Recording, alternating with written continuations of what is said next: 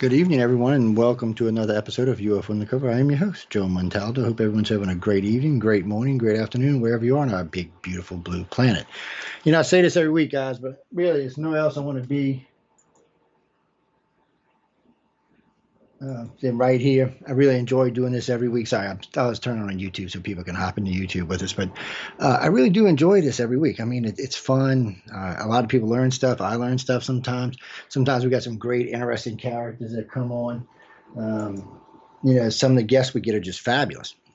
I mean, we're on break from guests right now until probably second week of January, we'll be moving an abduction. That's one of the things, one of the reasons we're going to be talking about the subject matter we are tonight. But we're going to be kind of moving into abduction accounts. Well, we kind of finished up the year with it, with Aaron Montgomery with us, with Dirty Little Secrets and alien abduction and alien contact. She was a lot of fun to talk to, and she seems to be having contact. You know, it's just always good to get contact with people. Anybody who's had abductions or contact on the shows, so that other people don't feel so isolated, so alone, so scared to come forward. Because I do understand why a lot of people don't want to come forward. It's scary. I mean, really. You could lose your job, you could lose your wife, your husband, your kids.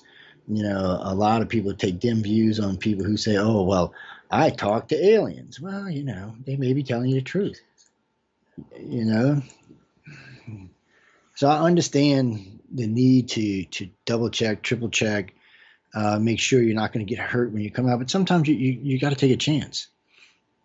And unfortunately, I mean, it's just how the world is. I mean, sometimes you really do have to take a chance and just put it out. It's like the first time you fall in love, or any time you fall in love.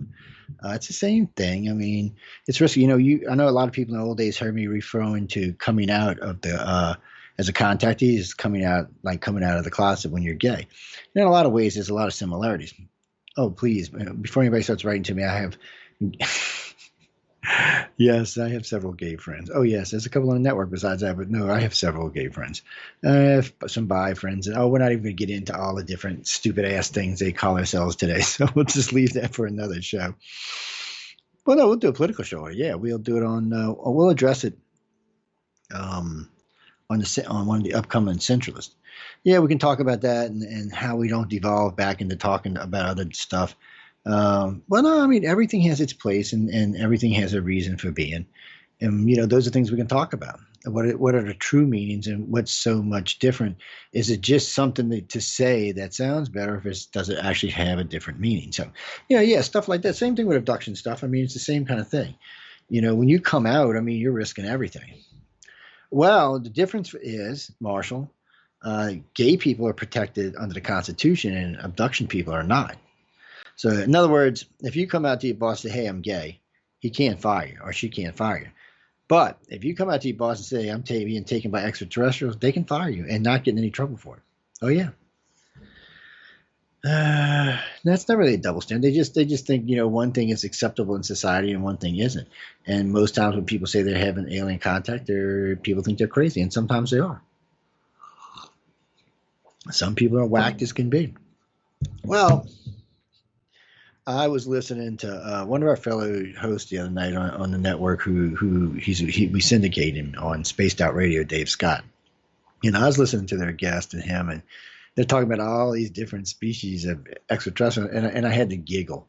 One, there's nowhere near that kind of thing coming to our planet, and two, some of the ideas they have is just stupid.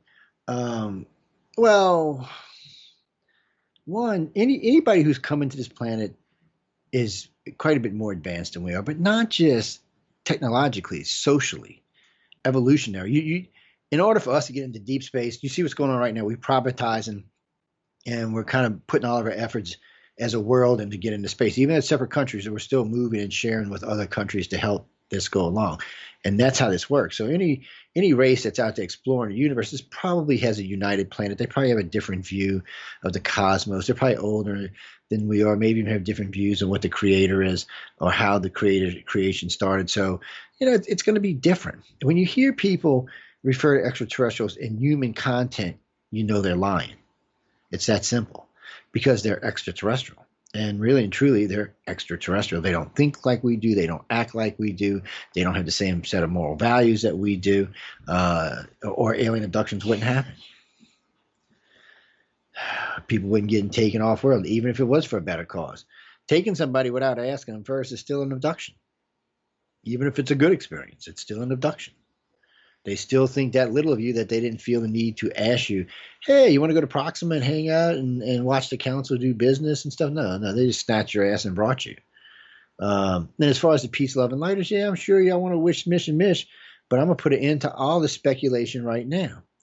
If everything they said was true, we would be one of the most enlightened species in the universe, and we're not. We're dumbasses. But if the other side was true and they were here to destroy us and take us over and make us slaves, well, we'd already be that. I mean, it'd been much easier to take us over 1,000 years ago, or 2,000 years ago, or 5,000 years ago. So why wait till we have nuclear weapons? And there's 7.5 billion of us. Not a real shrewd plan, if you ask me, because that's not what this is about. It's not about. First off, humans make the mistake to think this is about us. This is not about us. This is about them. They came here for their reasons with their agendas. Humans play into some of this stuff, but not even all of it. Not even all the agendas they're playing from our planet even have to do with us. And the ones that do vary between a lot of different things. But as far as, yeah, I see that in the chat. As far as probing goes, as far as I know, they don't really probe anybody. Maybe one or two times in the beginning, but no, I'm sure they have their reasons why they do things that they do. I mean, we know about the milking machines and removing of body parts, stress analysis on different parts of the body, stress on the mind in particular situations to see how humans react. It's basically the Koshia, yeah. Yeah, I mean, they do test those kind of things, and they push us. And we tell people all the time, those experiments they do on you in the 20s, from basically puberty through the 20s, is the ones you don't want to remember. Well, there's nothing in it that's going to help you learn about the aliens other than that they're doing these programs for these reasons. And people write to me all the time, well, they're here, they're sucking our energy out and our emotions. No, they're not. That's bullshit. They're here to use us to better them. No, they're not. And they would laugh at you if you said that to one of them. They'd be like, really? The Greys are like 1.5 billion years of evolution, and they're going to go inject human DNA? No, they might inject their DNA into us to help us move along, but they're not really looking to turn themselves into humans. They have emotions. They have sexes. I don't think they breed conventionally anymore, and they do have the ability to upload their brains to a new body. I mean, their consciousness to a new body at any time. So basically, they're immortal. And the Greys and reptilians also have the ability to upload their consciousness if they're within range. Or it might be, some friend of mine the other day we were talking about. He said maybe that's where Battlestar Galactica got the idea, possibly, but a lot of this stuff's been being talked about for a lot of different years with a lot of different people. It's just it's scattered and kind of spastic the way the information comes out. We're doing it tonight, so it's kind of all together and rolled into one little gifted little show. Marcus, contactees are just that, contactees. There are people who are functionally aware of their contact. No, they don't much participate in the way you think of it, but functionally aware. Well, keepers are ones who really participate in the abduction, and not just in their own, but in others. And they also help with children and other things on board the ship. But yeah, hybrids. But remember, the hybrids are not trying to make their cells like us. They're trying to make us more like them. And not so much in looks, just enhanced telepathic ability, enhanced consciousness, and enhanced multiple dimension thinking, which we just don't possess right now. If you're going to become part of the cosmic consciousness or even the cosmic universe, you're going to have to be able to think in a dimensional way that we haven't even breached 4 dimensions, really. So, I mean, if you start talking 8, 16, 20, I mean, it's just, we're just a long ways from achieving any of these goals. Now, most humans, lucky they can, if they know what 2D is, much less 3D and 4, I'm just saying. And it's not being mean. It's just everybody has their things they're interested in. Everybody has their stuff they're learning and want to know. And a lot of times that kind of information gets pushed to the wayside. And if you learn it in school, things like that in school, you tend to forget them later on in life, especially when you get your 40s, 50s, and 60s, because your overdrives are starting to get full. Yes. Oh, and thank you, Darla. No, really, thank you. Well, we'll see. We'll see. No, we're gonna definitely go there. We're gonna talk about the blood type later on. We'll talk about the DNA a little bit later on as well. But one of the first questions I always get from anybody is, why does ET take us? And why do they take the people that they take? Well, ICAR's been working on this question for almost 30 years. And I was with MUFON 10 years before that. So almost 40 years, that's the question I've been asking is, why are they interested in you? Why are they interested in her? Why are they interested in him? Come on. Right now, there's currently 7,500,000,000 humans on this planet. And they're not interested in all of them. Not even a majority of them. No, they don't seem to be interested in that many. It depends who you talk to as far as researchers go, but 10 to 15%. And we're not even going to get into that number because Alfred Weber's done that with me a couple of times, and I still get emails from that show 12 years ago, by the way. It's a lot of people, but not all of them being taken all at one time, and not all of them being taken anymore. Because not everybody stays part of the program. They'll abduct people, and they may stop in their 20s or even in their 30s and say, okay, this person just isn't useful. Now, if they have children, they'll come take the children. If those children have children, they'll come take those children because they're looking for things in our evolution, how we're evolving, actually. But if it's not there, then they don't need to abduct you anymore. They've done everything they needed. The preliminary stuff is done. So they can just move on to somebody else or somebody else. Because there's a lot of people out there, and people don't realize this, but there was I don't want to say a handful of people abducted in the very beginning, but a few thousand to maybe 10 or 20,000. But we're talking 100,000 years ago or more. So that number in today's society is huge. 1 billion, 2 billion, 1,800,000,000. It's a big section of our population. And all of these people either have some type of alien. Well, I'll talk about that in a second, the alien DNA stuff, because they've had that contact, and now it just keeps going. So each preceding generation gets taken, pre-birth through up to at least 30. And then after that, it may change. Like I said, it just depends on the contactee or the abductee. And remember this, 96, 98% of everybody who's taken will never remember, ever remember. They may have some vague, weird dreams or seen something out the corner of their eye or something. They may have had some weird phobia about something, but they won't remember, ever. The only ones that remember is the ones, well, it could be anywhere from 2 to 8%. So it's an argumentative number. But in today, no, really, 2 to 8% of them have recollection. And out of that, maybe 2% of them have really good recollection. But they only let the ones who are interested or show that they can handle this. Somewhere, you're being abducted, whatever they're doing to you, you must say something or telepathically send a message like, hey, what's this for? You're not showing that overwhelming fear. Or you might be talking to a child that's crying or something, trying to calm it down. They're interested in those people, and they want to keep those people.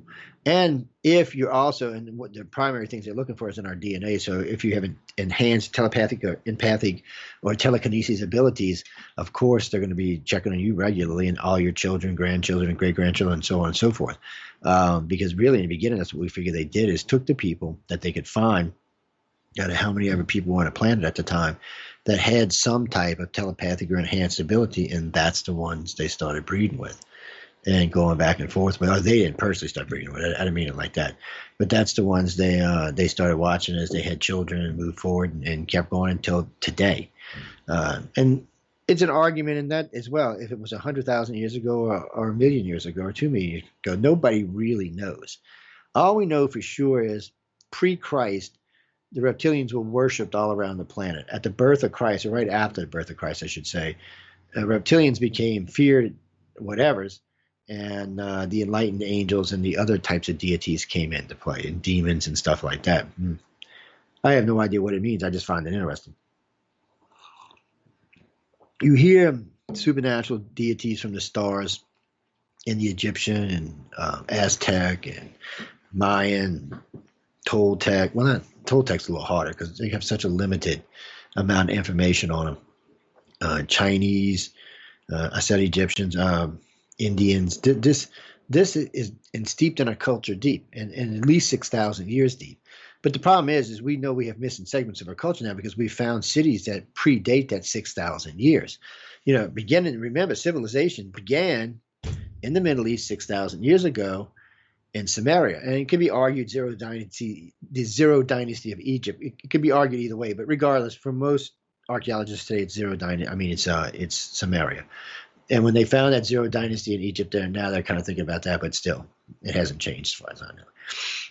But that's really our civilization 6,000 years ago. But now, thanks to a tsunami, a half a decade ago, a little more about a decade ago, uncovered 2 cities off the coast of India that are, well, plus 10,000 years old and held at least 250,000 people each. These were big cities for the time.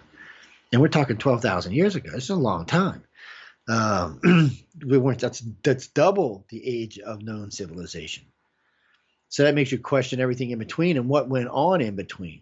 And why are so many monuments on the planet point back to that 12,500 year date? And what I mean by that is Orion only lined, the Great Pyramids, the 3 pyramids only lined up with Orion at 12,500 years ago. And then, of course, the Sphinx lines up with Leo at 12,500 years ago. Angkor Wat lines up with Draco at 12,500 years ago. The Seven Sisters line up with Easter Island at 12,500 years ago. Kind of coincidence, don't you think? It's not the only ones. Stonehenge does, and there's another one besides that. I think there's 7 of them that line up with 7 different constellations at 12,500 years ago, when these 2 cities would have existed. What the hell was it pointing to? What wiped them 2 cities out? Why is there so many monuments on our planet pointing to a date where there wasn't even supposed to be civilization? And who the hell told these people 6,000 years to build something back to those dates? And you had to understand precession and quite a few other things. You know, if you're going to build a monument that's going to line up with a particular constellation at a particular time going backwards. It's not a minor effort. It's a serious effort, especially the way it was done back then. So, I don't know. I mean, both the Chinese and Egyptians were great astronomers, so it might have been easier for them. But still, there's a lot of them out there that weren't. I just find it coincidental at best, and I'm not a big believer in coincidence. It just seems like there's something pointing to a particular time in our history that we don't want to talk about. It's like it's locked in our memory, and we can't access it. Oh, it could be anything, Bruce. I mean, it could be anything. It could be Dr. Paul Levitt's cosmic pulse. It could be extraterrestrial invention. It could be what Noah called the Great Flood. It could be any damn thing, because none of us were there to know.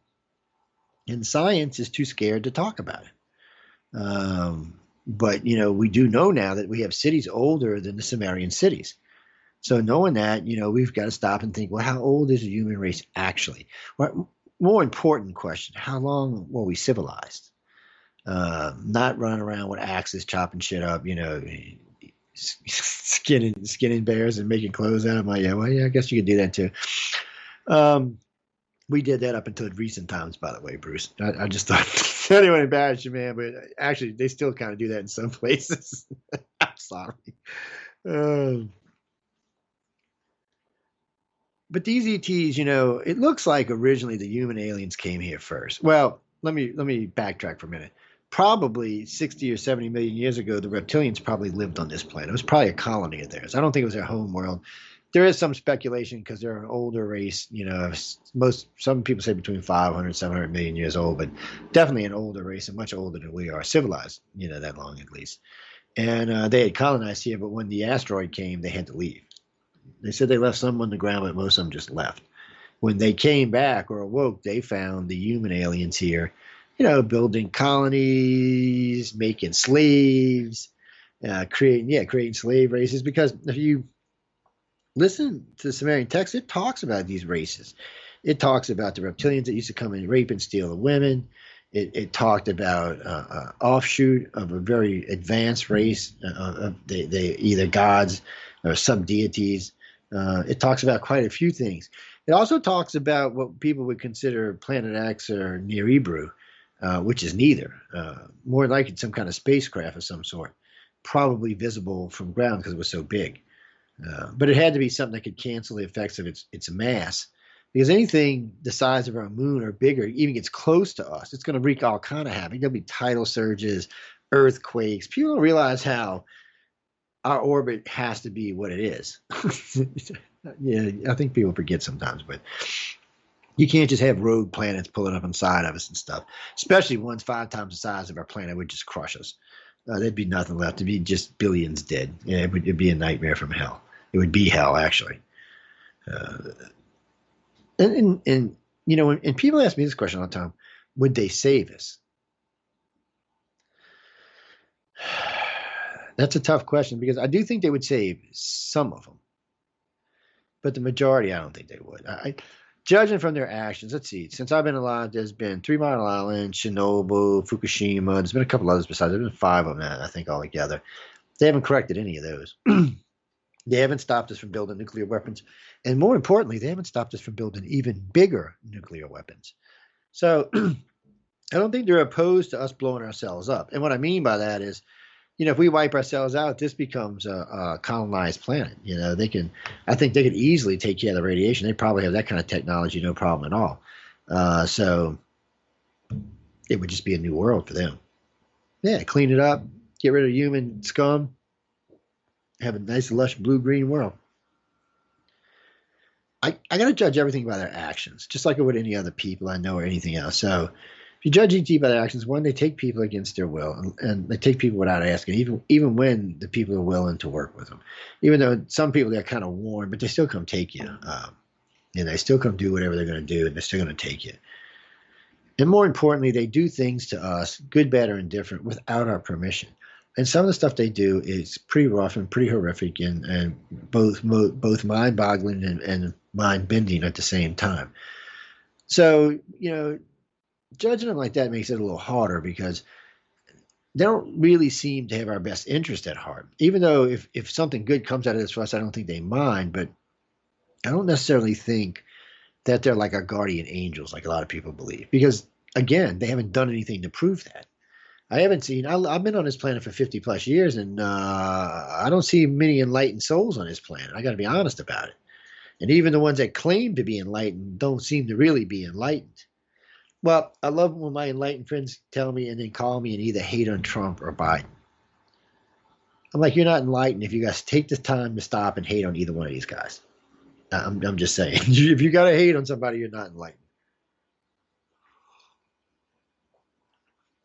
But again, you know, there's not really a why for why they originally took everybody. They picked the people with probably the most psychic ability that they found, or what had the most of their DNA in them. Because remember, whoever did this originally took something from our planet. We don't know what. It could have been an ape. Maybe it was something different.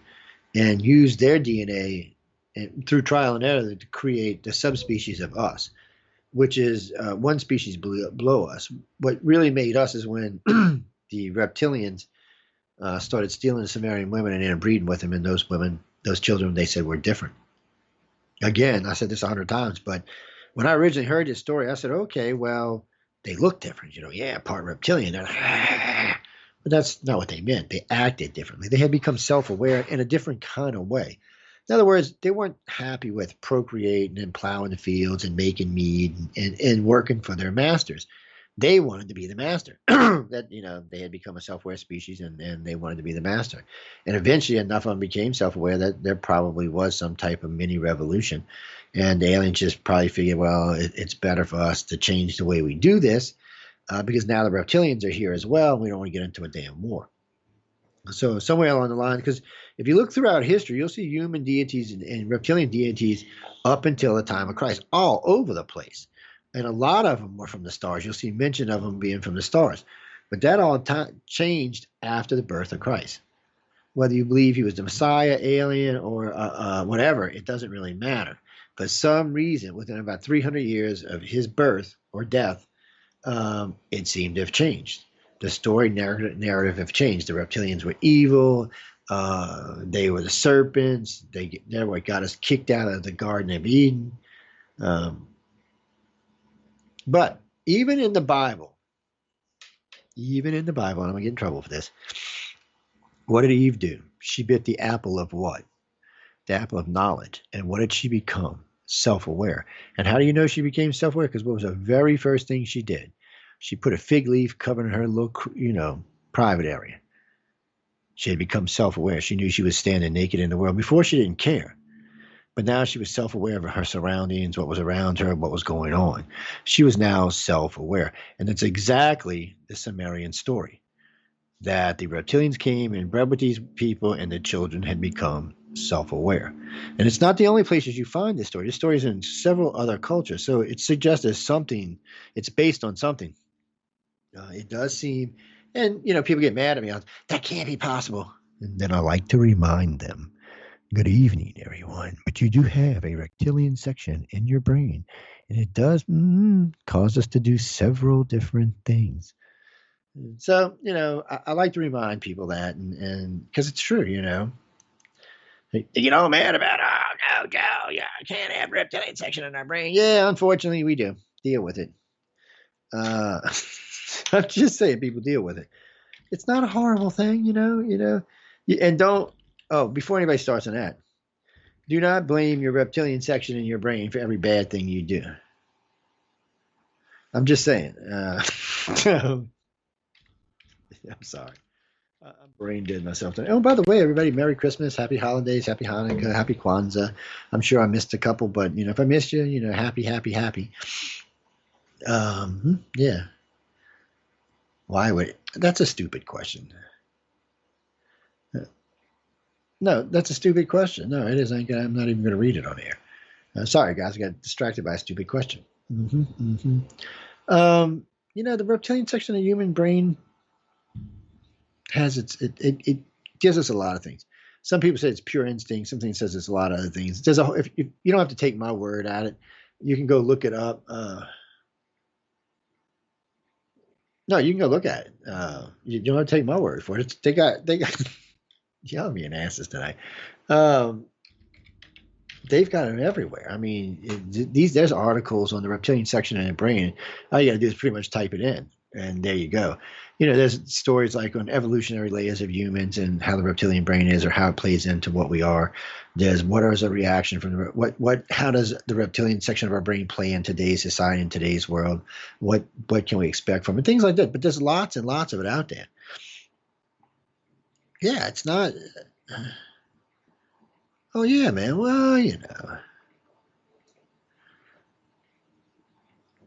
Well, in our brain, not only do we have a reptilian section that drives certain things in us, but certain parts of our brain are similar to some types of lizards. Oh, I'll take my word for it. Read it for yourself. When I was young, I had a big fascination with how the brain worked. Well, doing abduction research, you got to kind of rule out that the people you're talking to are crazies. And the only way to really do that is to understand, at least have a good, decent working knowledge of psychology and how the brain works itself in a medical fashion. Oh, by no means am I a brilliant genius or anything. I wouldn't be doing radio, would I? I'd be living in my big mansion and floating around on my yacht in the Mediterranean right now. Yeah, like the rest of rich people giving y'all a bird finger saying, come scrub my decks. I'm just saying, that's how they are. Mm-hmm. And again, in today's society, the abductions occur through family lines. It's the only way they abduct us, through family lines. They're not going to accidentally abduct somebody, no. They'll know when they scan you, however it is, mentally, physically, or with a physical scanner, they'll know if you're in their program or not.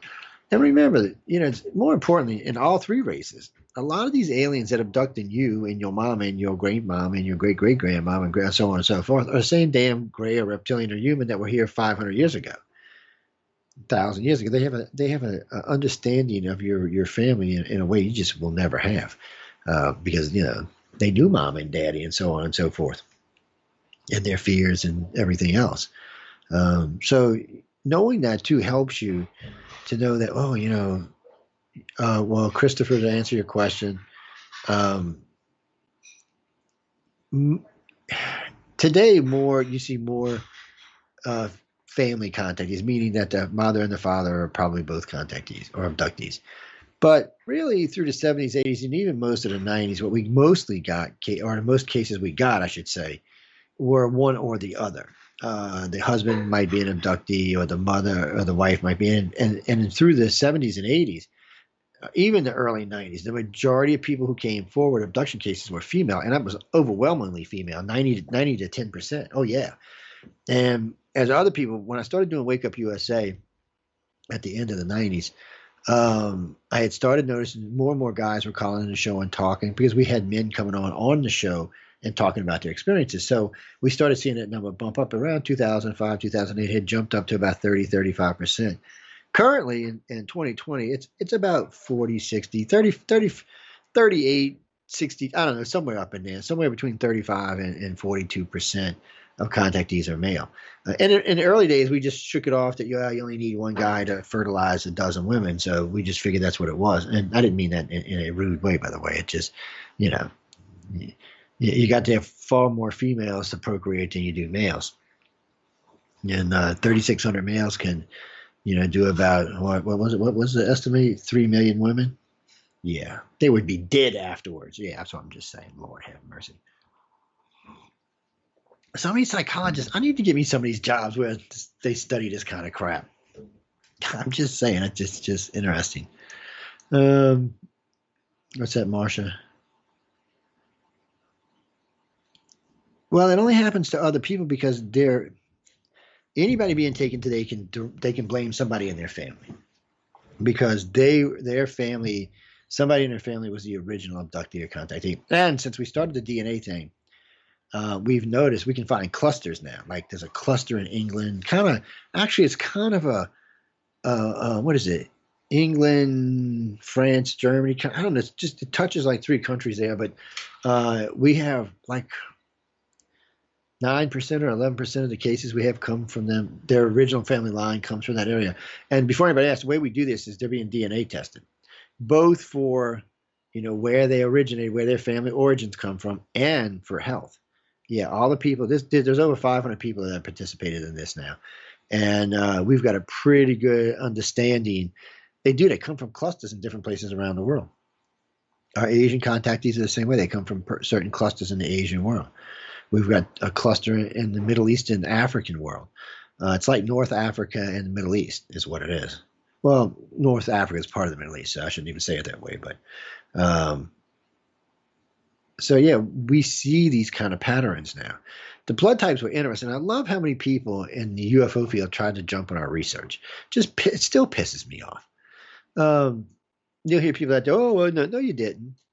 ICAR did this study. This originally started 17 years ago, and the first release of information was I think it was 6 years old. It was right after Katrina. And then the next release was on its 10-year anniversary. And then Ancient Aliens contacted us 8 years ago, and we did the first television release of it. And then 2 years after that, we did another television release of it. And then I noticed on that same episode, I was on Linda Moulton Howe was on there trying to take credit for it. I was like, really? You got to be shitting me. Really? I mean, it's pathetic that they're like that in the field. And some of them contribute legitimate research, but they still grabby. Here's something for all of y'all. You can go listen to my original episodes of Wake Up USA and listen to the guests, not me. Go listen to all the guests because I'm talking about abduction research and it just pisses them off or aggravates them. Every one of those guests now have embraced it and now are think they're experts on it. Oh yeah, it just cracks me up. I'm thinking you ain't even got a third of the damn information I got or research I've done and you're going to go around calling. I don't call myself an expert. I mean, come on. Yeah, she got a wonder. But anyway, I don't want to bitch about that. No, it's Christmas and who cares? People, people are just like that. Well, the blood type study was very significant in the fact that the very first time, and I still remember this, I was talking to a friend of mine, Jason. And Jason used to be our U.S. director for a long time after DeAndrews passed. And we were just talking one night, and I had noticed, I was on the website, working on the website, actually. And I was looking at one of the recent polls and going, damn, a lot of people seem to have Rh negative blood. And I said, well, maybe we should include this on the applications for ICAR. And maybe we should put it in the questions for contactees. What blood type and eye color do you have? So when we did that, we started seeing a significant uptick in Rh negative blue and green eyed people. And blue and green eyed is a rough thing. We'll just say colored eyed people other than brown. Okay, because brown's like 96% or 92% of the people on the planet have brown eyes. So it's a very rare thing, by the way, if you have colored eyes, because not that many people do. I think it's 2% of green, 2% of blue. It's like 2% of purple. You got a couple of other weird colors out there, but for the most part, the majority of people are brown eyed and brown hair for that matter. That's just the way it is. And what's so insignificant about this, until 35,000 years ago, Rh negative didn't exist, which suggests there were no other things. It suggests that everybody was brown-eyed, brown-haired, and maybe even light brown skin or brown skin, because that was the mold. And then for some reason or another, Gaia, Mother Nature, extraterrestrial, God, whoever, introduced Rh negative to our society 25 to 35,000 years ago. And it was significant, and not because of the alien stuff. First off, this is something that killed babies. It caused babies to be stillborn, because negative. In case you don't know what I mean, people. In the old days, if you're a millennial or a Z Gen, you might not know this, but for everybody else, when you got married, you have to take a blood test because they wanted to know if you were negative or positive, so that you wouldn't have a stillborn baby. And in the early days, they didn't even want you to get married, or you couldn't have children because they would die. Then there was a shot invented that could be given to the mother, and the baby would live. So that kind of changed everything. But Mother Nature wouldn't have created something that was going to thin the population or kill her babies. That's just doesn't sound like something that would naturally occur on our planet. So that's a mutation, by the way. So also at the same time as when green and blue eyes showed up. Rh negative is probably what kicked out the green and blue eyes. The genes that caused them probably come from that blood type. So it's a strange thing. And Rh negative does not share a common gene with the rhesus monkey. By the way, that's what Rh means. It stands for rhesus monkey, because humans share 2% of their DNA with the rhesus monkey. So it's like a base pair or something they use. So Rh negative doesn't have that. It suggests that it evolved independently and on its own, which is strange in itself, because that would mean maybe it's a subspecies or a shoot-off species. See, science don't like to talk about these things because it's questions they can't answer, and it makes them look stupid when they can't. But these are legit questions. I mean, we didn't have it, and then for some reason it emerged on our planet, and it started doing this and killing babies and this, and then we found out that Rh negative, or I should say O negative, is the universal donor. Holy shit. One blood type, which only 7% of the people in the world have, can now give blood to everybody on the planet, including A and B, AB and A and B, which are the rare bloods. 1 or 2% of people have them, and they can give their blood to them. So technically, O negative is the rarest blood on the planet, because they can only get their blood. They can't take any other kind of blood, only Rh negative. But they can give it to the rest of the 93% of the people on the planet. Yeah. It changed the way the hospitals worked and ERs worked and field hospitals worked. They didn't have to stock all these different bloods. They could just stock it. It's a different way of looking at things. But again, more importantly than that, we found out that Rh negative is the purest form of blood known to man, and it's where almost all of our valuable hematological research comes from. Don't take my word on it. I work with 3 different doctors on this that specialized in this type of research, because I didn't even tell them in the beginning what I was doing. I said I had run across a group of people that seemed to be having these particular kind of experiences, like dreams and stuff, and it was odd that their blood was like this. So I wanted to know all I could know about their blood, so they were more than willing to help. And as a matter of fact, the site maps and even some other odd things about this is on the website at icar1.com. But it was very significant information, and to find this out. And then we find out that 65% of contactees are Rh negative. And people get confused sometimes when you say Rh negative, they think O negative, but no, it's Rh negative, because it's Rh negative, there's, A, B, and O.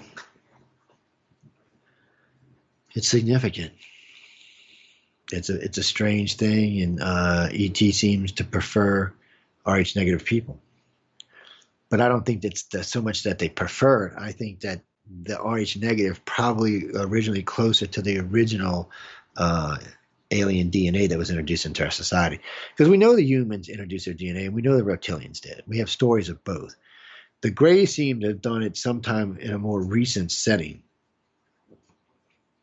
But now it seems like we have all 3. So that's why people say, well, can't we find alien DNA? And it's because we are the alien, you dumbasses. We have their 3 DNA in us. We're a unique species, but we have their DNA already in us. It's not going to show up as something unique because it's already there. It's in our bodies. It's part of our DNA. So there's not going to be like this, weird DNA that just pops up. Yeah, it's science. You don't even have to take me at the word of that. That's all stuff you can go check for yourself. How things like that work. how mutations occur and stuff. See, one of the fortunate things for me is I like science, and I like to do a lot of reading on this kind of stuff. And I have a lot of people that's been helping me with this for the last 2 decades.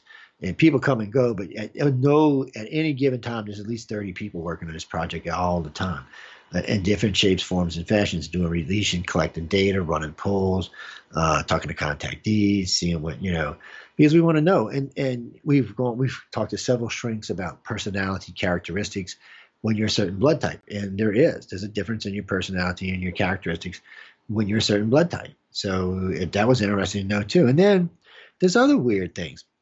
Start paying more attention when you're watching TV or watching politicians or famous people. You'll notice that the majority of them are colored-eyed. They're not brown-eyed. Green-eyed, gray-eyed, blue-eyed, whatever, but they're not brown-eyed. There's a lot of brown-eyed out there because there's a lot of brown eyes, but pay attention. And you'll notice that most of the really famous ones, or the ones that stand out, usually have a different colored eye.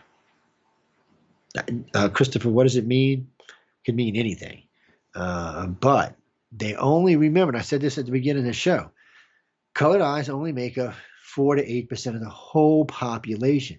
But somehow or another, they're making up most of the world leaders. Maybe we've already been invaded. Maybe the Rh negative people are the aliens, and their genetic memories being slowly woken up. I really don't know. It's as good a theory as any other one, but still. Well, that's what I'm here for, to give people theories. But the blood types are just an interesting thing. It's just too coincidental not to make a difference. And they definitely seem to be interested in that. And there's another weird coincidence, because you always hear us talk about 10 to 15% of the population. Well, Rh negative people only make up 15% of the world's population. That's it. The other 85% of the world population is Rh positive. That's our other reason we were so stunned when we seen such a high number of Rh negative people being taken. It told us right there there's something going on. Well, we did this as a blind study because we didn't want anybody getting hurt. What I mean by that, people thought they might have to defend their blood type. And I did see this happen in other UFO groups. I've seen a couple of them where if the majority of members were O positive, then that's what it turned out to be, or this, that, or the other thing. Or if they were a certain type of blood type, the majority of members were that's what their study would turn out to be. Well, that's useless. That just, says you want it to be you. It's not truthful. It's useless. We don't do it that way. And we make everything public. Even the polls are public because, it doesn't do any good. You want people to see this because you want people to go out and talk about this. You want people to say, hey, shit, this is interesting. We need to really find out what this is about. Well, that's why you combine the blood types with the DNA. You'll notice not only do we see this group out there, but we can track the groups back to the original source DNA. No one's ever done any of this before. Majority of ICAR's research, no research has ever been thought of doing before. And it's not just that. We have, 20 different ongoing programs, and they're all designed to do one thing. Find contactees. That's what they're doing. The reason we did the blood type study was to narrow down. We were hoping for something like this, actually, to help us narrow down the search. The ICAR things helps us narrow down a search. We've been running a job study for a decade and a half now. All I can tell you about the job study is that ET does not seem to discriminate on when it comes to people working. They could be politicians, they could be priests, they could be prisoners. It just doesn't seem to matter. They just take you whenever whoever you are. So it doesn't really seem to matter what walk of life you're in as far as that goes. It doesn't seem to matter how much money you got either. It's not like you can throw money at them and say, stop it. They're not impressed. You're not. Yeah. Well, I find in my 38 years of research that a lot of people who come into the field, both researchers and experiencers, are liars. They're just liars. That's the politest way I can put it. They waste a lot of people's time. It's an ego trip most of the time, or sometimes it's a money trip, but usually it's an ego trip.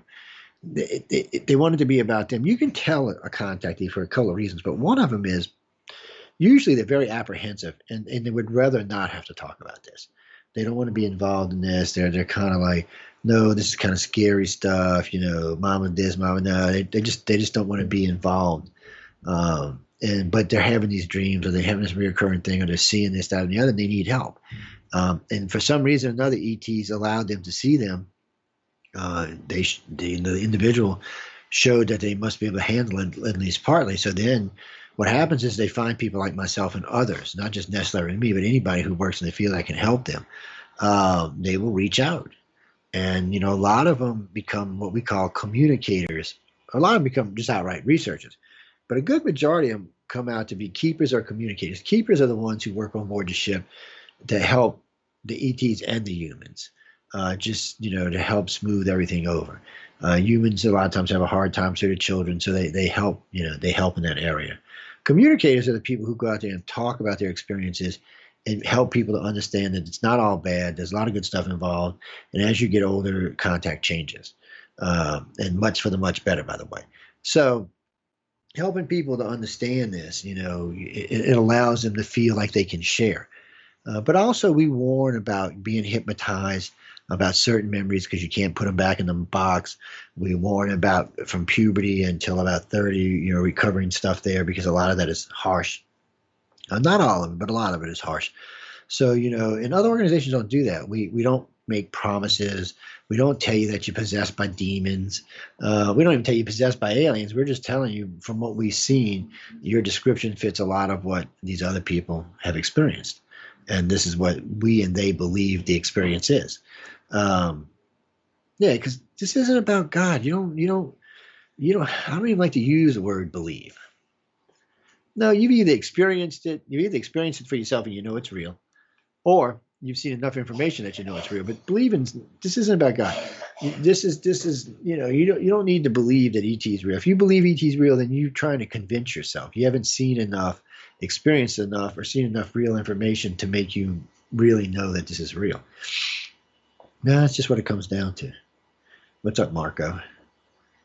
Mr. Marco the Expansion. Oh, so you took on? Yeah, I know Marco from the Expansion. I know the character. Yeah. What about it? What's the best way to make them stop? Be completely useless to them. So I can't tell you anything else than that. Well, no, because they decide. When they're going to stop and not. And some humans are useful for a much longer period than others, and some DNA counts are others. And you mean forced breeding? I don't necessarily think they have to do that anymore. There was rumors that they would pair people up, and we do know people meet on board the ships and find each other in real life. Now, is that them doing it, or is it just dumb luck? That's your best guess. I don't know. We don't have enough information either way to say for sure which one it is, but it does happen fairly frequently. Well, you build a relationship on the ship because you're there a lot, and then you meet one of these people either online or at a conference or something, and you feel like you know them. You start talking, and y'all start answering each other's questions or talk about how each other dresses, and you're like, how the hell can you know that? Well, it's because you've met each other before. So and those kind of people, when they tend to get married, they tend to stay married. They don't even tend to get divorced. Is it ET doing it? I don't know. But they have children. Their children are going to become taken.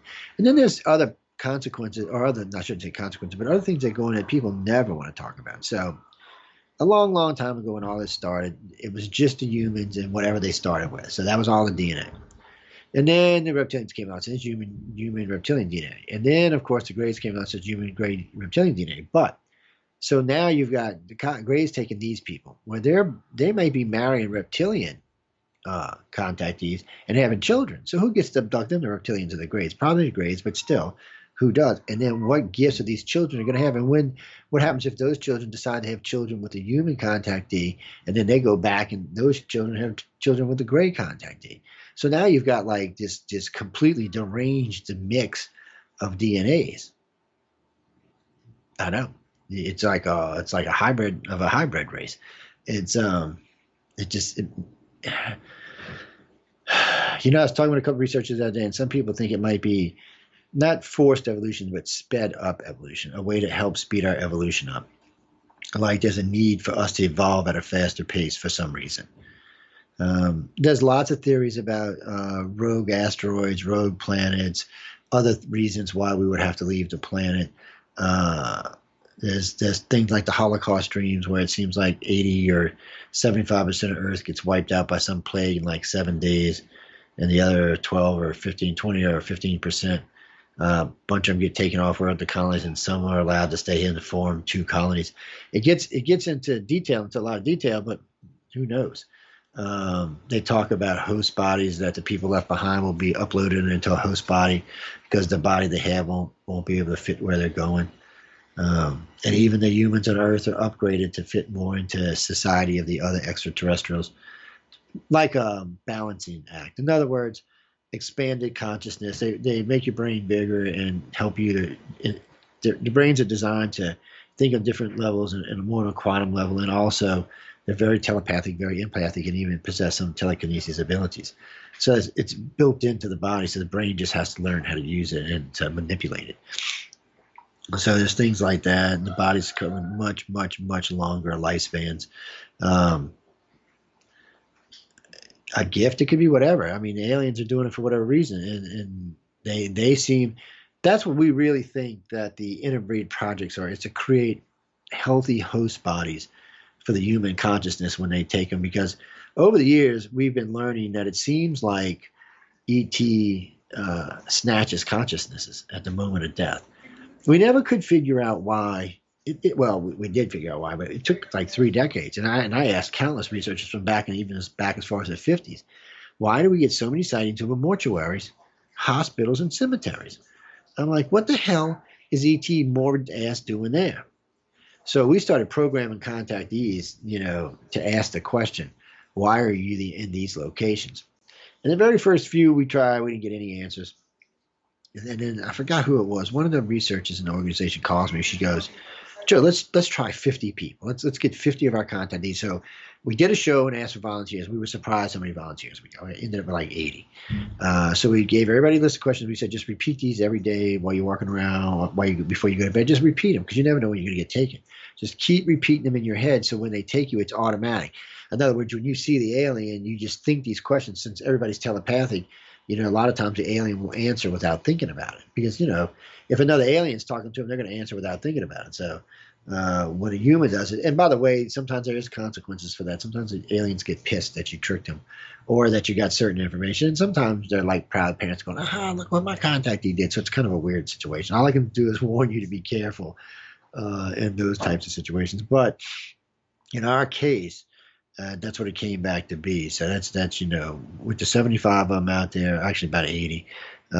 You get a good strong. That's how we found out about the blue plasma. We couldn't figure out what the hell it was. So we started programming contactees to ask what is it. And when it came back, that's what it came back as a self-replicating alive fluid that can enhance humans, feed, graze, and fuel spacecraft. Self-replicating, I tell you that, and it's sentient in some shape, form, or fashion. Yeah, it was crazy, and what's great about these are blind studies, so none of the contactees know each other or even have communication with each other. So it's just the directors that are involved, and we're not saying anything to anybody. So they just send us the information, and then we read it, and we're always like, when we start getting back 10, 15, 20, 25, 30, 35 same answers, you're kind of like, what the hell? It's a good way of checks and balances. Well, we know they're being taken, so why not take advantage of it? And like I said, sometimes there's repercussions. Sometimes they wipe their minds or do other things. But,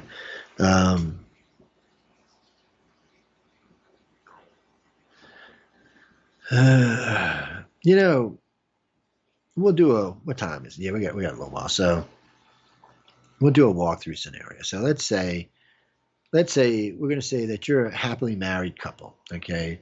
It's Christmas, by the way, and you're a happy married couple. La, la, la, la. Your wife's pregnant. La, la. She's about to bust. You're thinking, oh, am I going to have a Christmas baby? Oh, shit. Man, I have to buy double presents and shit. Oh, maybe just hold off a couple of days, So here's your big wife, wobbling around the house, eating her way through the house, turkey, ham. And you're thinking, oh, my God, is there going to be any food left? I'm just teasing, ladies. I've got a lot of kids in my family. I'm sorry.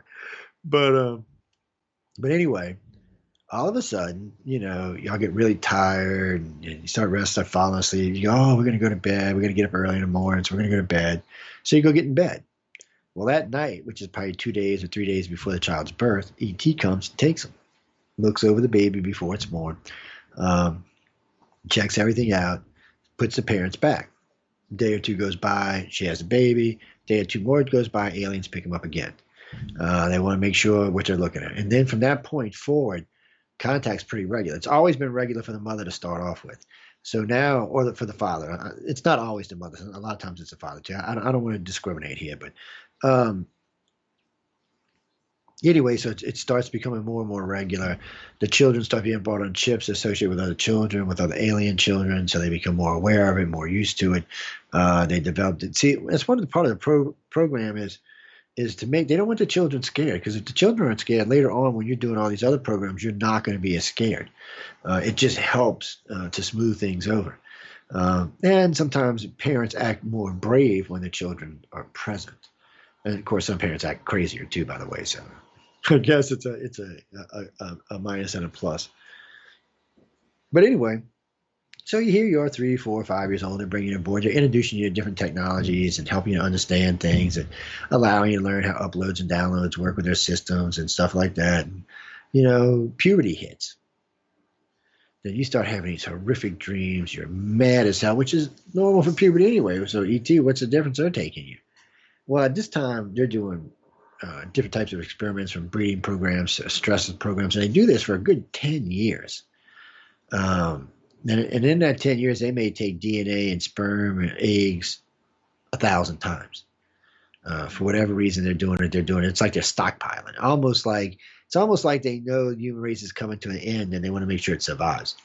It's a very strange thing. But anyway, what they do use this a lot of times to create host bodies. And by doing it the way they're doing it, there won't be any this isn't like a clone body, so there won't be clone replication. By having all these different types of DNA at hand throughout history or throughout time, you can just mix them together and make new bodies and have host bodies and grow bodies. And you can probably do sped evolution or sped up growth so the bodies can host an adult fairly quickly. I think this is all stuff aliens already have. I know it's stuff we're working on now. We've been working on since '98. We've been working on a way to record the consciousness and upload it to something. And there's been several experiments that have had success recording consciousness. There was 2 guys who had chips put in their head that recorded stuff. So we know that these kind of technologies are on their way. We also know that we're working on a way to be able to upload our consciousness and download it to a new body. And, I get that question a lot, Caroline, about what happens to the soul. Well, it depends where you believe the soul lives, doesn't it? If the soul is the essence of what you are, and the essence is what's being taken, well, then of course the soul is being taken. But if you think the soul is a separate thing from your consciousness, then there could be a problem. Then you could be separated from your soul, and I guess your soul would die and your consciousness would live on. Well, that would just be, I don't know what the hell that would be, actually. I don't know. I would think the aliens would be smart enough to know the difference, but you can't bet on it. Or you shouldn't bet on it, is what I should say. But anyway, doing this, 10 to 28 years. Oh, I mean, they're doing a whole host of stuff. Removing body parts, seeing what your eyes, ears, mouth, what kind of stresses you can take physically, mentally. They really want to see what you yourself are made out of. Not so much what humans are made out of, but what you are. It's almost like they're looking for particular humans. They use these not just to learn more about our psyche and our medical part of our bodies, but they also use it to maybe screen to find people they might be able to use for whatever they're doing here on Earth or on other colonies for that matter. We do hear about humans being taken off world to colonies. So, and we also know that someone work with what a lot of people refer to as the black-eyed children. I don't get into that subject a lot because I really feel when it gets into the black-eyed thing, there's probably 4 or 5 versions of this. One of them sounds to be just like an extraterrestrial race, almost identical to us in every way except for the black eyes. Even on a technological level, they're about the same as us. And they're seen a lot on the ships, and they seem to associate with humans on a regular basis. On Earth, I've heard about them being here, but then, there's the black-eyed people, the ones that stand inside your bed. Guys, I don't know. I can't give you an explanation for every black-eyed being that's been seen. It's kind of like Mothman or anything paranormal. Michelle Dorsey and I host the Gray Zone in Cincinnati. We cover a lot of this stuff in the Gray Zone, and we're going to cover a lot of this coming up in January. We have 5 shows. It's usually a bi-weekly show, but we have 5 shows in January. By the way, you can catch it live on Saturdays from 5 to 7, but other than that, if you want the archive, it's you got to become a member of the network to get the archives. Yeah, we do them because it helps. Michelle and I are doing it because we have the two biggest shows in the network, and we're just trying to help the network to make some money and pay its bills, stuff like that. Help us to expand and things like that. More and more people want us to get on more video feeds. Right now, currently, they want me to stream live on Twitch, BitTube, NewTube, and Rambler all at the same time, which is fine. But that each one needs its own computer for that. So anybody wants to donate a computer, feel free. We got a new one the other day, and I'm gonna try to buy one myself here sometime in the next couple of days. And we can still use two more though. And by the way, they don't have to be high-end computers to run video servers. They just have to be decent little machines that can handle a little load. No, I say that because people donate stuff to us all the time. So, Michael from Cincinnati. Cincinnati. Is it cold up there, dude? Is it really? So you're a green-eyed, 6 foot tall, blonde, O negative, and you have dreams that make your hair fall out. Has your hair fallen out, my friend? I just went. It has. I know the feeling, so I'm just saying I know the feeling. Well, I wasn't sure if you were describing yourself for a date or something. Well, what do you think? I mean, you're being taken. What do you think they want from you? You you feel like they need something, but for some reason you can't grasp what it is. Well, I'm gonna tell you a little secret, man. Next time you're on board with them, ask them. Just put it in your head. You don't even remember they're telepathic. So make your little thing that you want to know, write it out, and start reading it to yourself. And read it to yourself all the time. And eventually, they'll take you. You'll have programmed the question into your head, and they'll answer it usually, and you'll have a better idea. Well, there's lots of reasons they're here. They're not just here for one reason. Originally, the humans came here to mine the planet. The reptilians originally came here because it was a lot like the Draco system where they lived, which also, from what we're told, is a colony. It's not a homeworld. Something 2 or 3 planets, but no, their homeworld's supposed to be way out, 80 like no, way out, somewhere like halfway across the known. Right now it's 160,000 light years, so I think they're like 80,000 light years out or 90,000 light years closer to the galactic center. And you would think an older race would be out on the edge of the spiral arm, wouldn't you? Or no? I kind of feel the same way. Maybe it was enhanced or sped evolution. Or maybe they moved closer to a power source. When you get into this stuff, they're so far advanced. There's so many reasons why they might be there. Ginger, to answer your question, yes. Like I said, there's a lot of things go on in that age between 12 or 10 and 28. And a lot of them are stress experiments. They push your mind, create scenarios so that you have it's almost like a rat in a maze kind of thing. Yeah, and they do like to remove body parts. And I don't hear about that as much as I used to, like the lady who was praying and the gray took her eyes out and turned around so she could see herself and said, "Get your God to fix this." That sounds a little mean to me. And maybe just got tired of hearing him over there praying the whole time. I really, really, that kind of stuff always creeps me out. You hear about those kind of things like, we had a couple people who said they had had body parts removed or surgery on their arm or their leg, or where their arm was cut off or their leg was cut off, or there was something done on their spine. So the organization always says the same thing.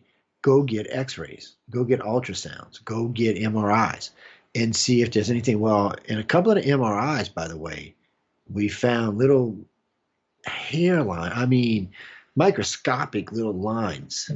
Even the doctors were like, a lot of times they thought it was like some kind of weird ring in the bone or something. Yeah, and when asked, could it have been where it was? Because sometimes a couple of them even asked, "Have you ever had your arm decapitated?" And I'm like, "No, I think I'd remember that." Yeah, we get it like that, or like the missing baby.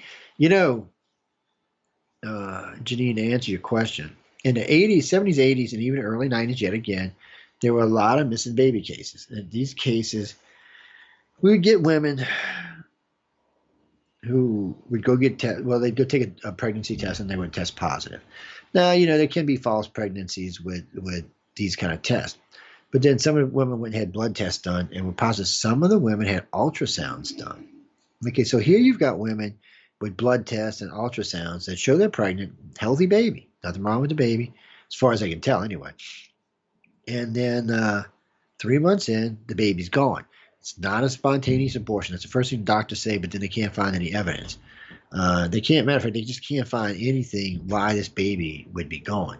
And the other weird anomaly of it is that all her hormones seem to go back overnight, which is impossible.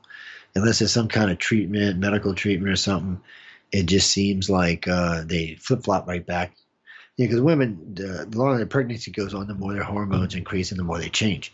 That's just, part of being pregnant. And for some reason, all that goes back. No postpartum blues or any of that. Just and it's freaky for women because it's hard for them to deal with. It's they want to think they had an abortion, but there's no evidence of it. But there's really almost all doctors say the same thing. It must have been some kind of false pregnancy. But when you got an MRI, you can't really say that. I mean, unless you thought there was a demon in there and it just disappeared later on. And there was. I know when we originally did a survey, it was 5,500 cases that had been authenticated. I can't tell you if there's been any added since then because we don't get enough of them anymore to track them like that.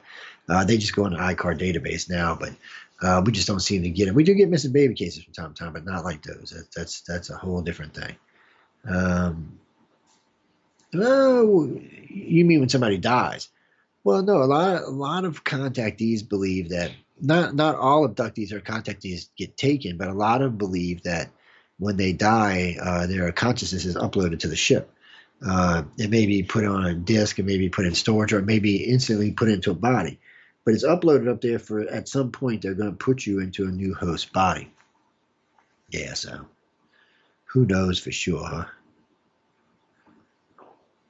It's freaky stuff.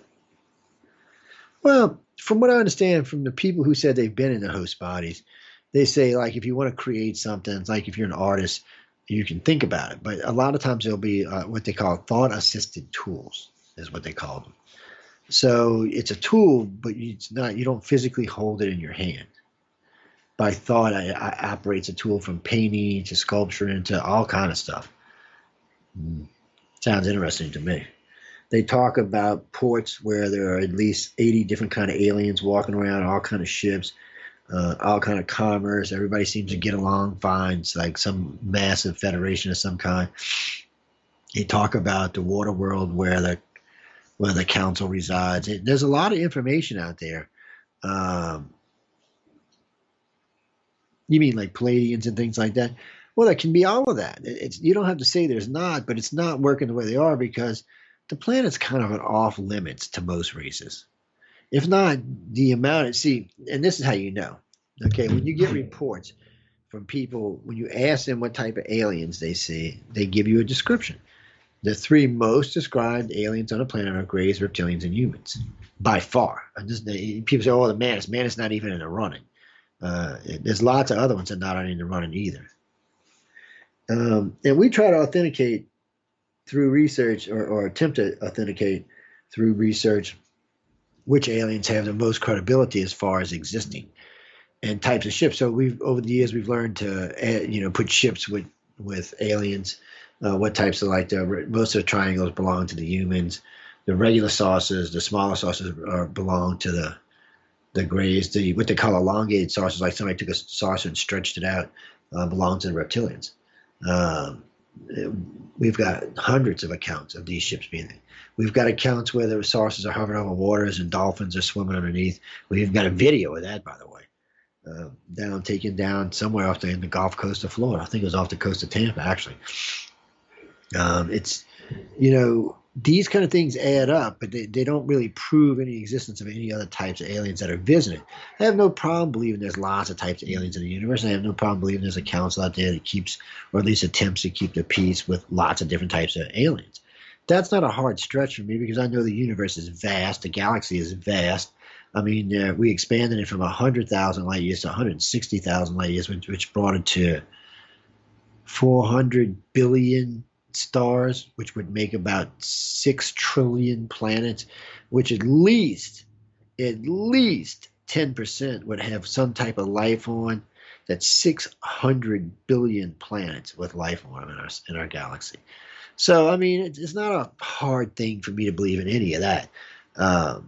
And and I've been right more than most scientists. I thank God that I have shows to go.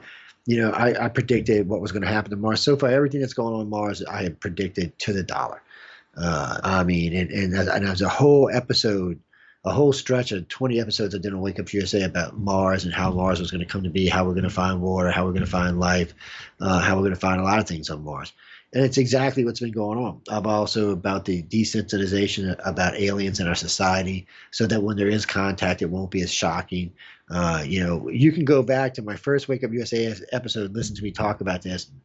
Listen to what I said and come back to 2020 and see exactly in a straight line everything I said came to pass. And this isn't, before anybody else, has nothing to do with psychic abilities. It's more common sense. It really is. It's more about common sense. People, especially contactees, abductees, even famous ones, when I'll meet them and talk to them, they'll always tell me something. You always ask questions nobody else asks. Well, I've been doing this a long time. I'm not looking for the pat answer that ufology is looking for so they go talk about you. I'm looking for the truth. I want to know why ET's here. I want to know why they're taking our citizens. I want to know why they're probing our citizens. I want to know why they think they can adjust our DNA and take us off world and take us when we die. I mean, what the thing gives them the right to think they can do that? So, especially religious people, so they think they're going to die and go to heaven. They die and they wake up on some spaceship somewhere. They're like, what the? This ain't heaven. What the bleep's going on here? And if it's heaven, it's a really weird one. Yeah. You mean, do they take us without? I think they do in some cases. I think if they think you're going to be useful, they'll take you and work it out with you. And I think they really believe that intelligent humans can come to terms with this. Oh no, I think it's been going on for a long time. I would bet you money when you start getting off world, you'll meet Romans, Persians that have been taken and that are still alive, that have been put into host bodies. Oh yeah, because they showed whatever reason that they could deal with it and be brought forward. And remember, it's like everything else. At the time to them it was crazy, but after 2,000 years of living with the technology, it's like they're more in tune with it than we are. That's what I'm saying. It's been going on for a long time. They've been taking people off our planet for a long time. Well, originally people used to tell me they're doing it because they need food. They're eating us. Well, that would really suck. Let's take them off, procreate them like cattle, and eat them. Well, I tell them all the time, I'm high in cholesterol, very stringy. You don't want to be eating on me. Save that shit for somebody else. Save that for somebody who wants to eat up something good. You know what I mean? But anyway, let's move on to this one. What is that, Raymond? What do you mean? The eye color? The eye color is a mutation. It's probably from the mutated blood. It's just a mutation. Yeah, it's you mean you special people have it? Well, that's such a loaded question. Oh yeah, some of them sure are special. Yeah, I'm sure some of the ones that have it are special. Well, judging from our politicians, I'm not thinking they're all special, my friend. And Hollywood people. You mean commonalities amongst people with blue and green and red eye? I mean, yeah, egos, massive ones usually. Oh yeah, I have no idea why.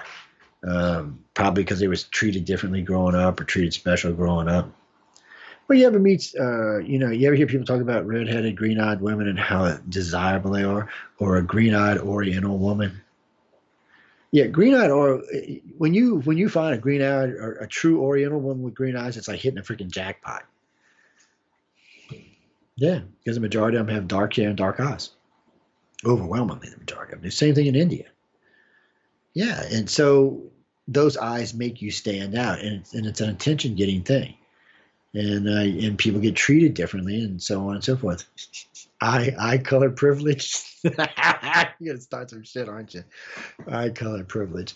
Oh man, don't start no shit, man. You don't start no shit, there won't be no shit. I'm just saying. Oh, don't even say stuff like that. But anyway, we went through the part where it's pretty horrific in those 20s. A lot of scary stuff that goes on. I mean, we could sit here. I'll probably do a show on what actually goes on, all of that stuff, because I'm scared of a Jesus out of most people. Some of the scenarios they put you through are just unbelievable. Really, they're just unbelievable. Pretty damn scary for the most part. But anyway, you hit the 30s, and if you're going to be with them, if you're going to become like a communicator, a keeper, just somebody they're going to keep around because you've shown that you can deal with a lot of this, contact changes. They start letting you have access to hologram rooms. They start letting you have access to the onboard computers. You can download information.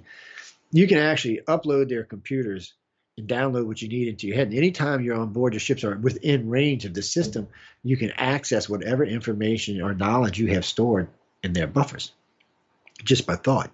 The problem is when you're on Earth, you can't. It's shut off from you, I guess, because we might use it for bad things, or maybe to gamble or something. But anyway, it seems to work quite well for most humans, and they learn a lot.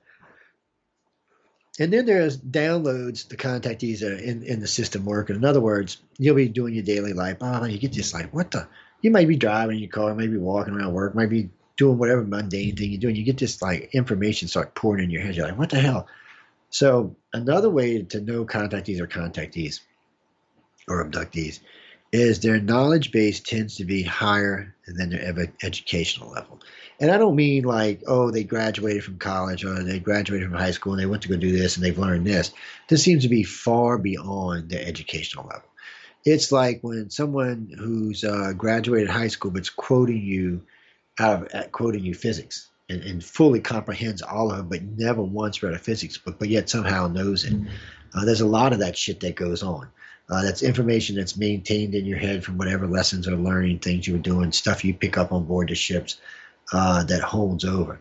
For a lot of people, though, I notice a lot of people, especially older people, are telling me sometimes it feels like brain overload, like the front of your brain is just all numb, and your thoughts don't want to formulate correctly. And it does sound like it could be brain overload.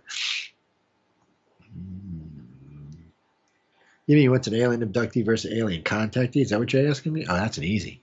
Alien abductees are very, very. How can I say this? They barely know they've been taken.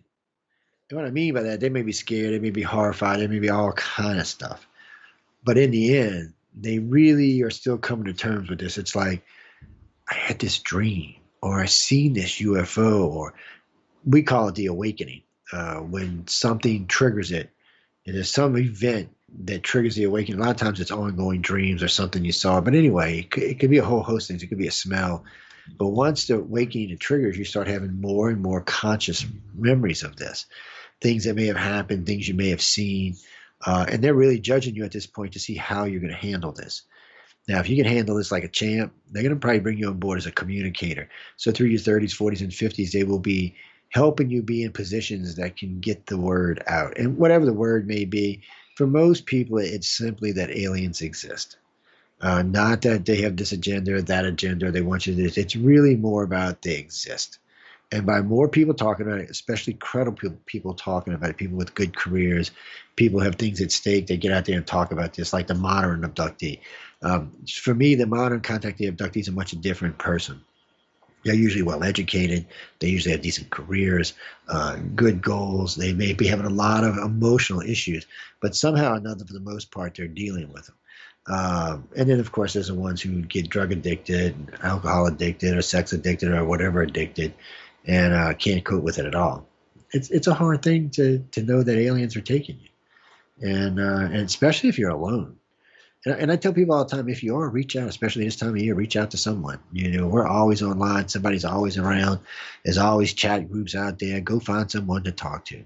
And if you're scared, they're going to think you're a whack job. But in that case, make a fictitious name. Go get in a chat room and talk to groups, or start a chat group and go sit and talk about your experiences. You don't have to give me your real name or your address or anything for that matter. And any legit research will know if you're telling the truth within 5 minutes. Yeah, and you can get help that way. ICAR used to keep it online for 15 years. We had a alien, what was called Alien Phenomena Group. And we kept it for 15 years. It was a 24-hour, 7-day-a-week support group. There was usually anywhere from 50 to 200 people in it. But when we started doing a radio station, the chat rooms started getting used for other things. So, but we still do a lot of support. We just do it through the organization instead. I talk to as many people as I can, but there's no way I can talk to the amount of people that contact me. I got to be totally honest. I tell people, when you send me stuff, When you open your when I open your letter, send me something that's going to grab my attention. It's not that it won't get put to somebody. Somebody will get the case. It just might not be me. Um, am I looking for? No, I'm not looking for particular. Well, yeah, I am. I guess in a way, I'm looking for particular things, but it's more about. I'm like Alien Abduction 707, and a lot of people are Alien Abduction 101 or 202 or 303. I've done a lot of shows on Alien Abduction 101, 202, 303, 404, stuff like that, but um, in this case, I'm really looking for certain things. I'm not going to tell anybody online because I don't want to give anybody any ideas, but I'm just looking for certain things. So think about what's really going on in your case, and then tell me if you're fearing something or if there's some kind of negative connotation. I'm not saying that's going to get you any faster attention, but if it's something, we might be able to get you to somebody who you can talk to about it. Because, like I said, coming out of the closet or dealing with your abductions is a hard thing. It's not an easy thing, and it's not something you want to do alone if you don't have to.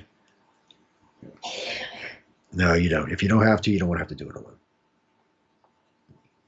It's just you shouldn't anyway. Martha Stoned, like in Stoned, or is that your name, Stoned? Just asking. Why? Yeah, if you got one, passing on around this way. Mm. I wish I couldn't do research stoned. I'd be like, blah, blah, blah, what? No, just yeah, it's one of them things. Either that, or I'd find myself staring at the computer like, what was I doing? Yeah, we don't have none of that going on. Well, no, your reptilian section of your brain doesn't just make you aggressive. That's not a true uh that's not a true representation of what it does. No, that's no. Let me think if I can how I can explain it. I'll come back to it in a minute. Let it run through my head for a minute. I want to ask Curtis's question anyway. Answer Curtis's question anyway. So we were in the 30s, right? So in the 30s, there's a lot of stuff that goes on board the ships, and a lot of times you get to associate with other alien races, other abductees, and other contactees. You get to learn a whole crap lot more. As you move in your 40s and 50s, they really want you not just communicating publicly like you do, but they want you communicating with the people on board the ship, other private people. They just want you to help people feel relaxed and understand what it is to be a contactee and abductee, and they are here to help you. Things like that. Yeah, the aliens are here to help you. Yeah, in the end, that's what they want to do. They want to help us. It's just what they want to help us to do is the real question, isn't it? That is really the question. What it is that they want us to do. We could do a whole show on that by itself. Well, one thing is they want us to work with them. They want us to be more part of what goes on. They want us to help out with the abductees on board the ships. They want us to help out with the children on board the ships. They want you to help. Well, here, just as so, some of the hybrids are born fairly small, or they're taken very small, and they're put in these incubators. Well, the aliens realized early on, because they were losing so many of them, that they need human contact. So they actually bring in mothers to have contact with them. In the early days, they let the mother contact with them, but that didn't always work out well. So they do both now. They'll let the mothers have contact with them if it's a mother they feel like they can trust. But they also have, I guess I would call them professional surrogates. These are women or men that come on board the ship that are taken, and they come and work specifically with the children to help them, feel loved and safe. And if for some reason they realize that at least humans need to feel secure, loved, and safe. So I got to give them credit for at least figuring that part out. Of course, God knows how long it took them. Yeah, no. No, I wouldn't say they love us, but I wouldn't say they hate us either. I'd say they got an agenda for us. Well, think from their point of view, if we do really contain all three of their DNAs, one day we'll be the super race, right? We'll surpass them in every shape, form, and fashion because we have all three of their DNA. It's just a matter of time before we become the super omnipotent race that's going to eat them. I'm just, well, no, I mean, from their point of view, these are races that are old, 100 million, 500 million, 700 million, a billion year old. These are old races.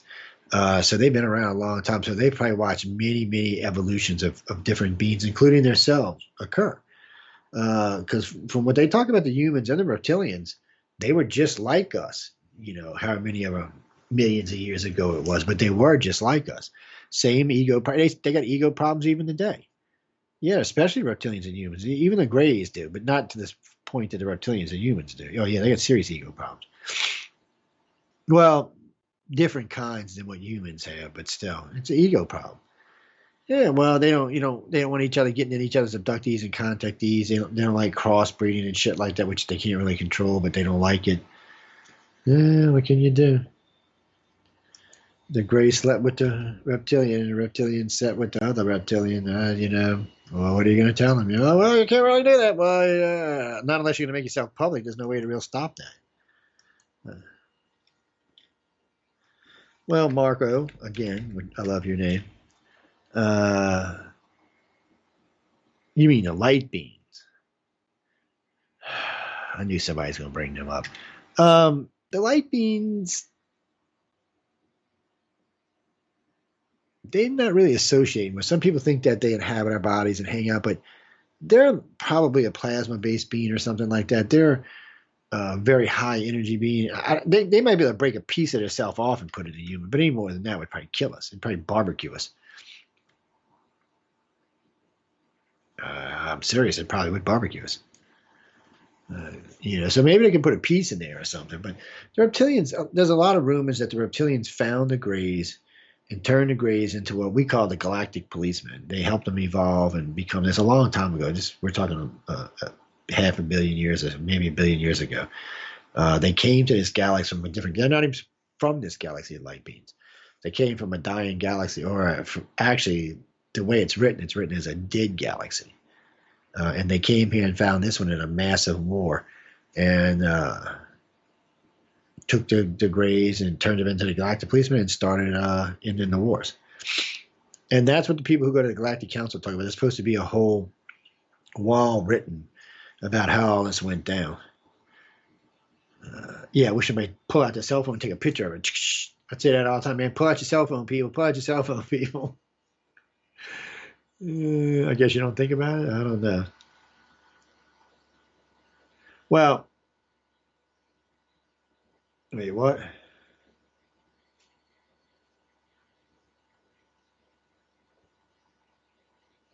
Well, so you're talking about the reptilian brain, right? Well, okay. So there's really three parts of the brain, and technically the reptilian brain is the oldest part because they want to say we evolved from reptilians into humans today. So they always say the reptilian brain is the oldest of the three controls. Whether that's true or not, I'm not a physicist. I'm not a physicist. I'm not a scientist, at least not that kind. So I couldn't really tell you. But really, it does stuff like heart rate, breathing, temperature and balance, certain things to do with the cerebellum. Part of the brain looks just like the reptilian brain, but it also controls an emotional section of us, the one that don't take no bullshit, basically. Yeah. So without it, we wouldn't even exist. We wouldn't be the independent species we are, and of course, it controls temperature, heart rate, breathing, and balance. So, yeah, we got to have it. Mm-hmm. You don't have to take my word for it. Go read it. It's none of this stuff I'm talking about tonight. You cannot find by taking the time and typing it on the internet. There's no fiction here tonight. It's all facts. It's all we're talking about is facts. Just stuff that when we're talking about the science part. I mean, not the contact part, but it's all fact. Oh, as far as I know, all the contact stuff is fact too, but it's not verifiable, so it's a little different to me. Mm-hmm. The reptilian brain, it's the human part of the reptilian brain is what we're talking about. We're not talking about the reptilian brain. We're talking about the yeah.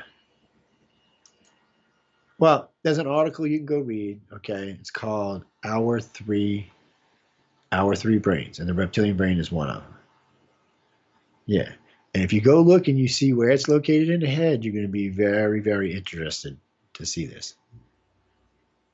It's just all part of the research we do. The reptilian or the primal brain. Yeah. It's the part that says F off, people. I'm just telling you what it does, man. Without it, we wouldn't exist, though. But go read for yourself. Well, there's three parts of the brain they're talking about. The three control parts. Again, not just a science fiction. Go look for yourself. Mm-hmm. So anyway, 40s, 50s, 60s, contact's much different.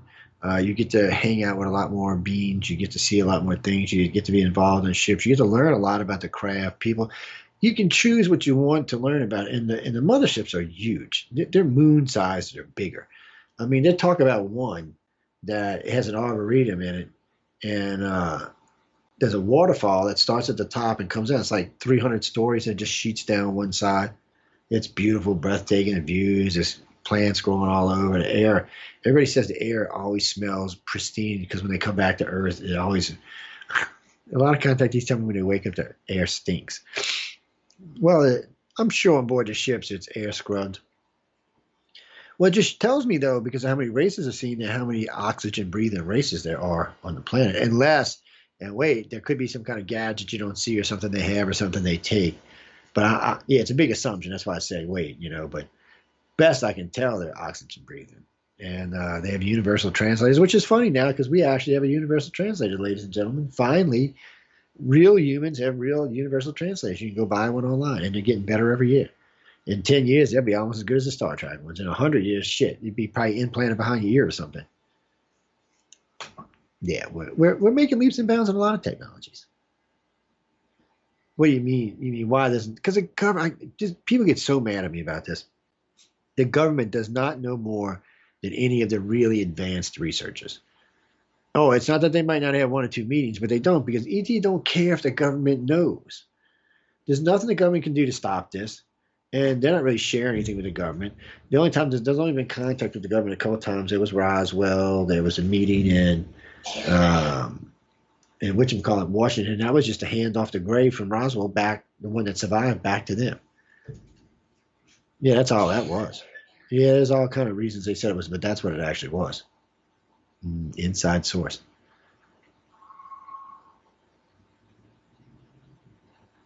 Oh no, you mean the alien? No, aliens didn't crash the ship in Roswell. That's the biggest load of crap I've ever heard. Oh, we had our hands on an alien spacecraft, but the aliens didn't crash it there. We're the ones that crashed the damn thing, trying to learn how to fly it. Yeah, that's why there's two different crash sites with two different descriptions of bodies. Yeah, one crash. Just think about this for a minute. This always irritates me about people, but if you've got a spacecraft that can travel through interstellar space anywhere closer to speeds of light or faster, you've got to have something that can absorb micro impacts at those speeds. So a rock the size of my pinky could rip through any ship traveling at those speeds easily. So you've either got to have a material that keeps that from happening. There's some type of steel or some type of composite that does that, or some type of shielding, or both. Well, in these cases, these ships, when they hit, should stay intact. They should make like a crater and stay intact. They shouldn't break up. What's important about this is the Roswell crash, the crash in the rancher's yard was probably either an escape pod or some type of cargo craft or something. The one that crashed in Corona came down as a ship, as like kind of a weird shaped saucer. And there were bodies found there, and the bodies were pinkish in color and almost melted looking. Sounds like a human that had been exposed to high amounts of radiation. The bodies at the ranch sound like grays.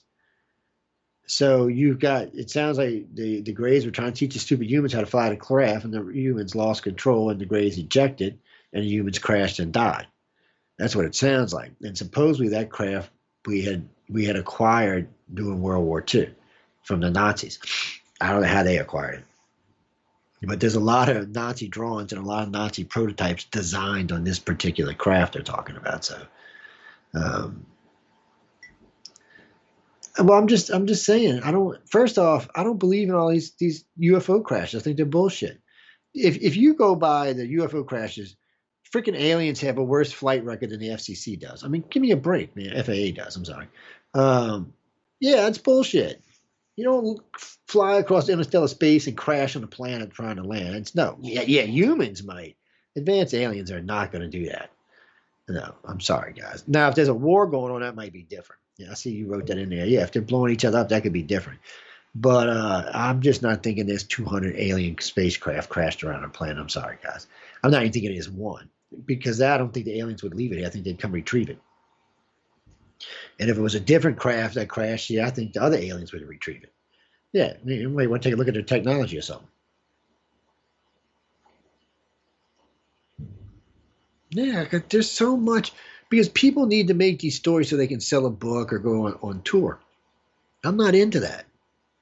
Oh, don't get me wrong. I go to lectures and I speak at lectures, and I do TV and radio, but I'm not. It's not what I do for a living, is what I'm saying. So I don't have to be out there exaggerating or stretching shit. I go. People tell me all the time that's why I can't write a book because I'll write it like a data thing, which I will. It'll be boring. It'll be fact filled, but it'll be boring. Oh yeah, it'd be like a hand guide for abductees or contactees, or for researchers for that matter. Well, we have one for the organization. Top secret, man. Top secret. Yes, you have to sign a disclosure agreement and a life contract. Yeah, if you break it, we get to assassinate you. Oh yeah, oh yeah. I'm not kidding with you people. This shit's serious. Uh, Ginger Ale 123. Okay, Ginger Ale 123. So if they're abducting other aliens, why do they need to abduct us? Well, in their behalf, I should say, maybe they're bringing these lesser species because they want to bring us into the fold. Maybe we're at that point that they figure if they teach the right amount of us, we might be able to get past a nuclear holocaust or something like that. Or if they can, enlighten someone enough that they can come enlighten the planet or be a leader that unites a planet. But for some reason, they can't do it directly. I guess they have some kind of partial non-interference. It's not full non-interference. No. Nope.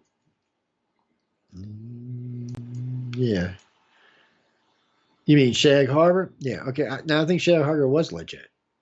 Um, Shag Harbor was a craft that came down. You notice it went in the water. It went underwater where it affected repairs.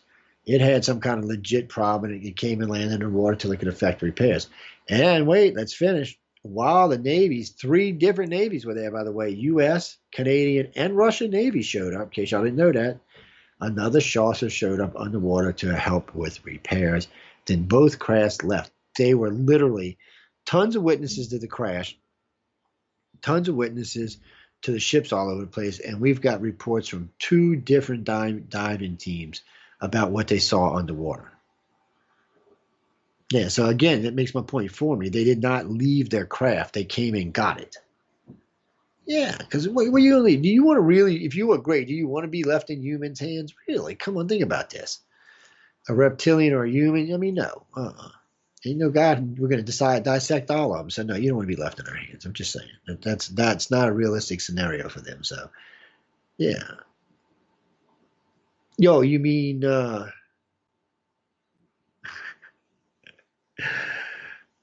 yeah, because no, because the aliens would have probably wiped their asses out. I don't think they want to be sharing their secrets. I don't think they want to share too much until we're that race that can deal with it.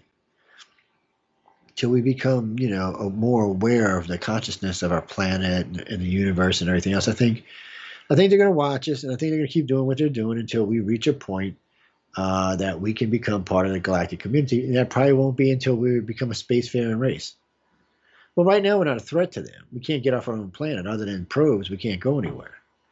But we start tooling around space things with fusion reactors and multi-line fission reactors and big weapons and bombs and lasers. Yeah, they might get a little defensive then. They might be like, okay, humans, you're asking for it. So I think they want to kind of help us move into the galactic community at a slower pace. It's always been interesting to me that we went to the moon and then we didn't go back for 20 years. It's like, wow. And then when I talk to different astronauts, which I've talked about I've talked to a dozen now, 6 very famous ones. Had dinner with 2 of them in D.C. Oh, who? Edgar Mitchell and Buzz Armstrong. Hey, I had dinner with them in D.C. at the 2000, was it 2009 or 2010 X conference? I think it was 2009. Yeah, there's a couple other people there too. But I mean, for me, it was a little bit of hero worship and a little bit of research all at the same time. Well, they were astronauts and they'd been in space and they'd been to the moon and been in orbit and they had seen shit. And I wanted to know what they'd seen. And there's a couple things I was told that I was asked, not to make hardcore public. And we'll probably wait another few years, but eventually we'll make it all public. But there were some interesting stories and some interesting accounts that, proves that aliens are real. And when I asked him, did they believe Neil Armstrong's account of what happened, they said, of course we did. And of course we had heard it. So that was the first time for me that I had ever been able to authenticate Neil Armstrong's story. I had met the reporter that originally took it in Florida, but he could not prove it to me. He could only tell me what it was said. And there was also another witness there, and they said the same thing, but still, so when I was talking with Edgar, he authenticated the story for me. So, and Bud agreed. So I was like, okay. So they said, yeah, there was definitely, life had been on the moon and seemed like there'd been a base there for quite some time. And it wasn't so much that they were warned off the moon. He said they were just warned off that area. Stay away from there. And I didn't realize it. So I went and researched the area he was talking about. I'm not going to tell y'all where it's at because I don't want to start no shit. But I will tell you this. Since the original investigation, not only has no other landers or ships been there, but we don't even fly satellites over the area. Neither do the Chinese or the Russians, for that matter. Coincidence, maybe? I don't think so. I think they freaking know they're there and they're staying the hell away from them.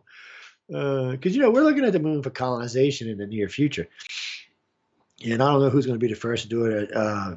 Elon Musk isn't worried about the moon. He wants to go to Mars, so he got to deal with the Martians. Jack, I say that, but I really don't know if there's aliens. There's supposedly the Russians and the Americans went there in '79 with trumped up TR-3B. I mean, not a TR-3B. TR-3B. They said it was the prototype, and that was the original first Mars landing was with that. And since then, they've been flying missions back and forth steady. Now, I have personally seen the TR-3Bs, and they do look like they could easily go to Mars. And they look like they could get to Mars in probably under a week, maybe two. They're pretty fast. So, no, they're not like a light speed craft. They would be what I would consider a near interstellar craft, like Mars, Venus, maybe the asteroid belt. They could go out to Jupiter and the moons. It's just going to take them a year or two to get out there. Yeah, they're not, they're no mean light speed craft. Maybe max, maybe half light speed, but I don't even think they're going that fast. So they can get to Mars pretty fast and nearby objects like that, and the moon in no time at all. Yeah, it's not going to take 2 weeks to get to the moon, no. It might take a day, but that's about it. No, they've been around for a while, but I don't like to get into, is there a colony on Mars? Is there not a colony on Mars? I don't know. I've heard legitimate people that I think are credible say yes, and I've heard legitimate people who I know are credible say no. And then I've had crazies tell me about this crazy faction on Mars. So I don't know. I don't know. Oh, I got to go, though. Anyway, I didn't realize it was this late. Michelle, I'm sorry. I got to go, guys. Y'all got to tell me when I'm rambling like this. I want to thank everyone for tuning in to United Public Radio and UFO Undercover with Joe Montaldo. Coming up next is the lovely and talented Michelle DeRoche from the Outer Realm and Canada's Most Haunted. Yes, we all affectionately call her Satan's ex-wife. But anyway, I'll see y'all in a few minutes.